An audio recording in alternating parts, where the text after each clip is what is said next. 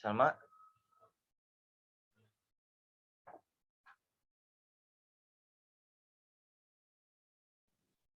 sama Heri wa atuh.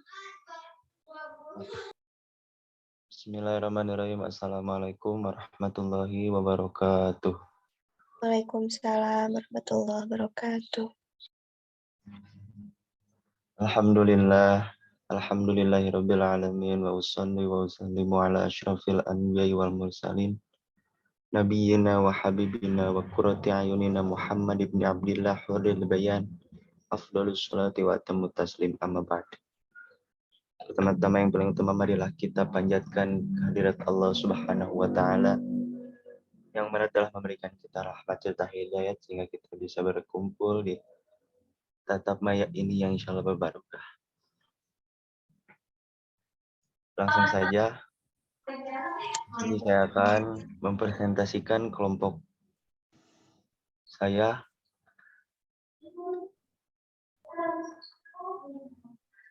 yang bermata kuliahan Ulumul Hadis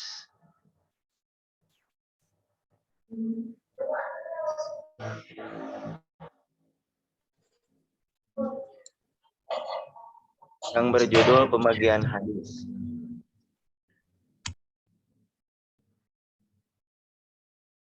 Materi pembahasan hadis ditinjau dari segi kuantitasnya, di antaranya hadis mutawatir dan hadis ahad. Kemudian hadis ditinjau dari segi kualitasnya, yaitu hadis makbul dan hadis mardud.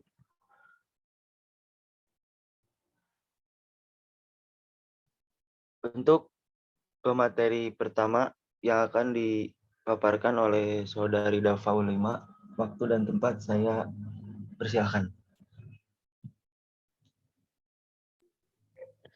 Baik.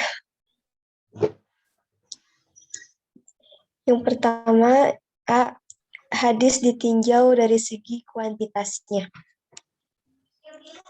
Pendapat pertama, yang menjadikan hadis masyhur berdiri sendiri tidak termasuk bagian dari hadis ahad. Dianut oleh sebagian ulama usul, di antaranya adalah Abu Bakar Al-Jassas, sedang ulama golongan kedua diikuti oleh kebanyakan ulama usul dan ulama kalam. Menurut mereka, hadis masyhur bukan merupakan hadis yang berdiri sendiri.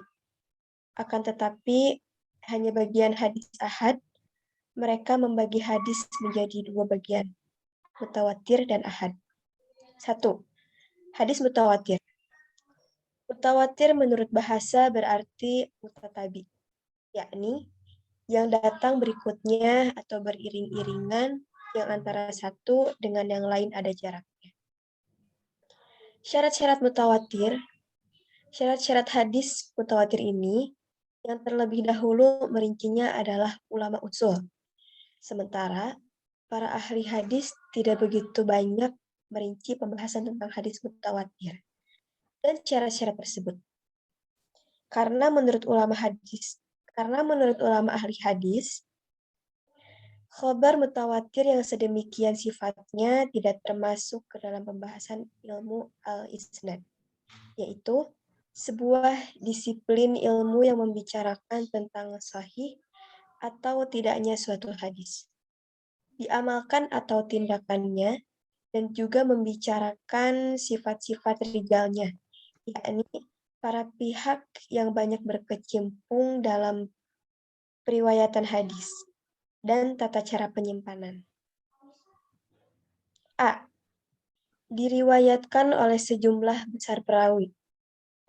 Hadis mutawatir harus diriwayatkan oleh sejumlah besar perawi yang membawa kepada keyakinan bahwa mereka itu tidak mungkin bersepakat untuk berdusta.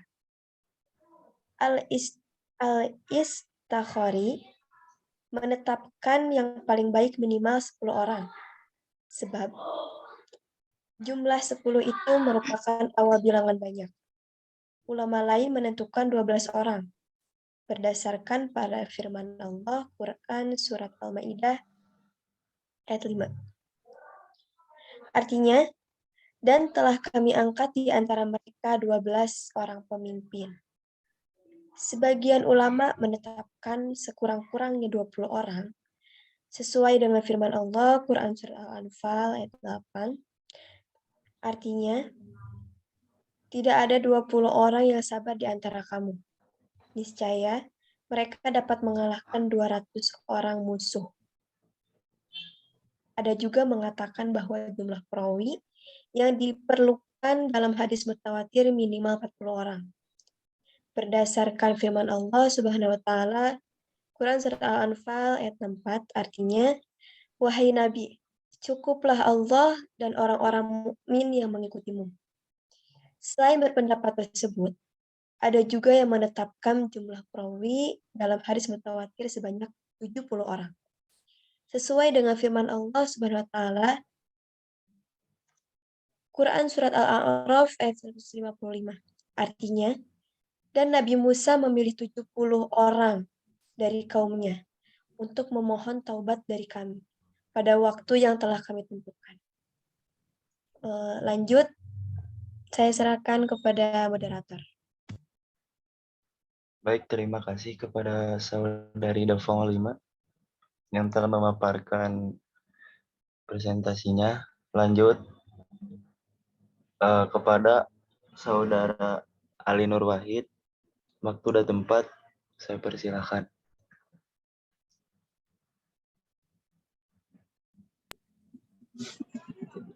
B. Adanya keseimbangan antar perawi pada tabaqat pertama dengan tabaqat berikutnya.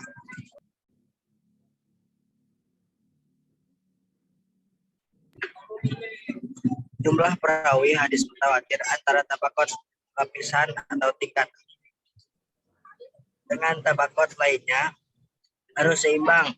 Dengan demikian,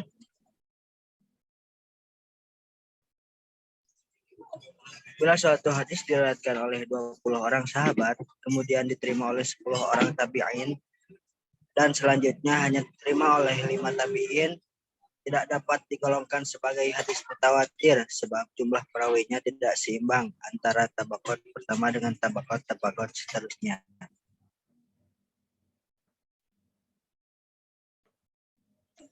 Next. C. Berdasarkan tanggapan panca indera.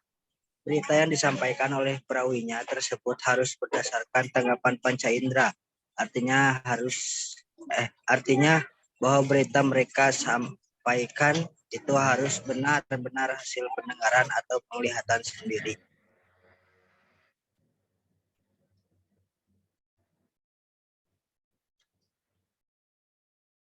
Baik, terima kasih kepada saudara Ali Nur Wahid yang telah memaparkan materinya. Lanjut kepada pemateri selanjutnya yang akan dipaparkan oleh saudari Lucy Melani. Waktu dan tempat saya persilahkan. Terima kasih kepada moderator. Langsung saja. Pembagian hadis mutawatir. Menurut sebagian ulama, hadis mutawatir itu terbagi menjadi dua, yaitu mutawatir lafzi dan mutawatir ma'nawi. A. Mutawatir lafzi. Hadis mutawatir adalah kitab-kitab yang sudah terkenal di antara ahli ilmu, baik di timur dan barat, yang sudah yakin sah disandarkan kepada pengarang-pengarangnya. Apabila berkumpul untuk meriwayatkan hadis dengan berbagai jalan, yang menurut adat mustahil mereka sepakat berdusta. B. Mutawatir ma'nawi. Hadis mutawatir ma'nawi ialah suatu hadis yang diriwayatkan oleh banyak rawi yang mustahil berbuat dusta atau berdosa keseluruhan secara kebetulan. Mereka meriwayatkan berbagai peristiwa dengan berbagai ragam ungkapan, namun intinya sama. C. Mutawatir amali. Sesuatu yang diketahui dengan mudah bahwa ia dari agama dan telah mutawatir di kalangan umat Islam, bahwa Nabi SAW mengajarkannya atau menyuruhnya, atau selain dari itu, dari hal itu dapat dikatakan soal yang telah disepakati. Lanjut.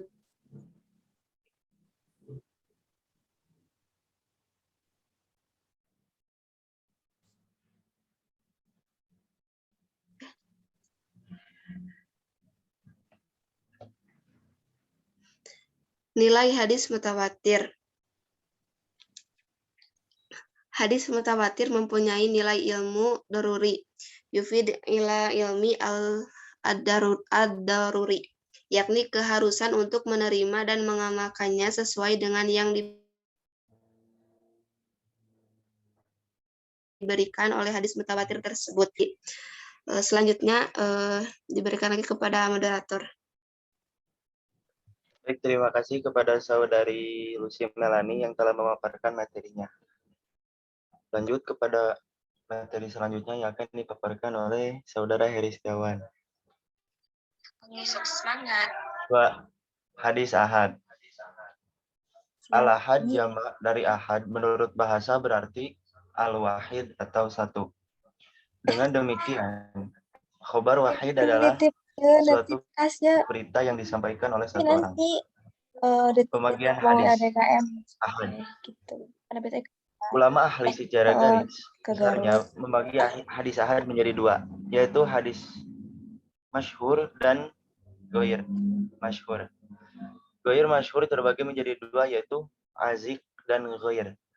A. Hadis masyhur. Masyhur menurut bahasa ialah al-intisar wa al-aduyu, sesuatu yang sudah tersebar dan populer.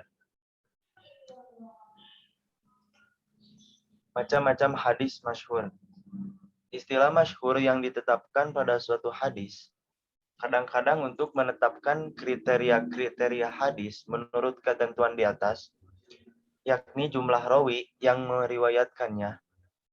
Akan tetapi diterapkan pula untuk memberikan sifat suatu hadis yang dianggap populer menurut ahli ilmu tertentu atau di kalangan mahasiswa tertentu.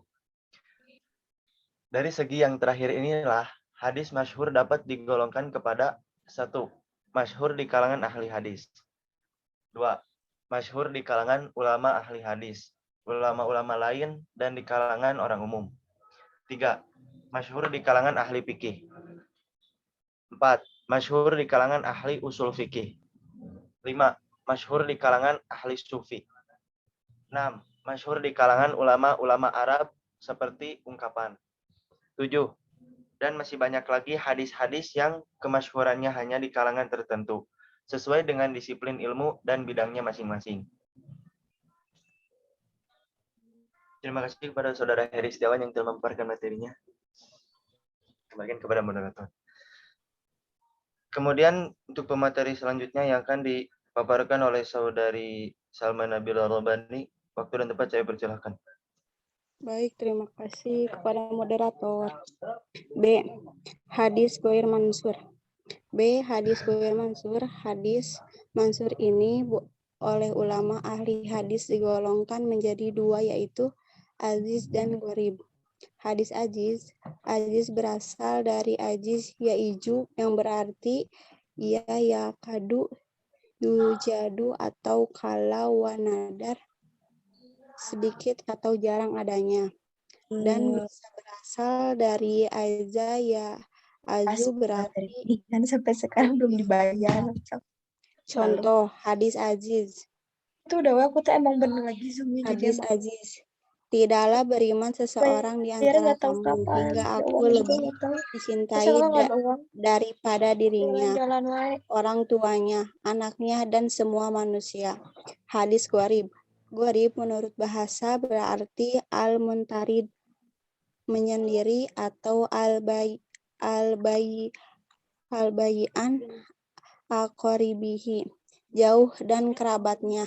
Contoh hadis gharib, kekerabatan dengan jalan memerdukakan sama dengan kekerabatan dengan nasab, tidak boleh dijual dan tidak boleh dihibahkan.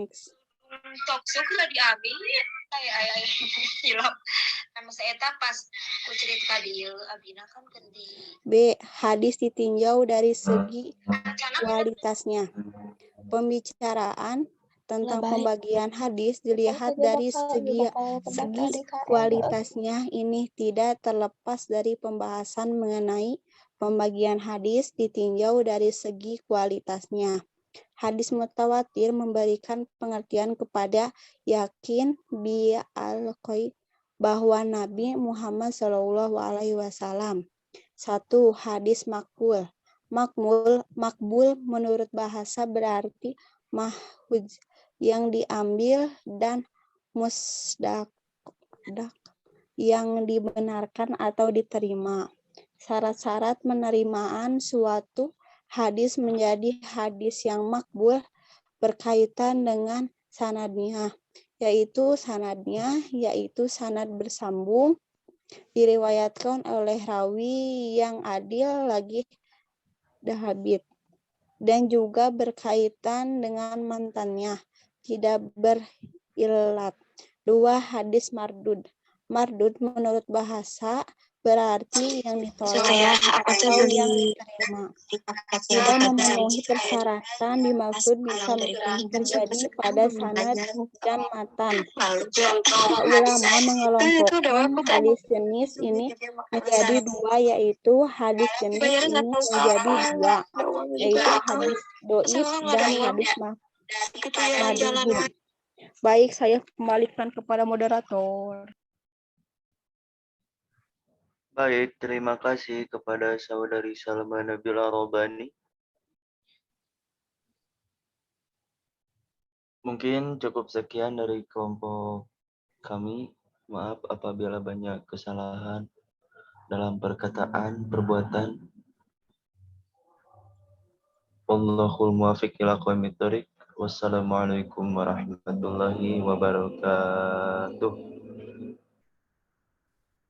Waalaikumsalam warahmatullahi Waalaikumsalam warahmatullahi wabarakatuh. wabarakatuh. Alhamdulillah. Masih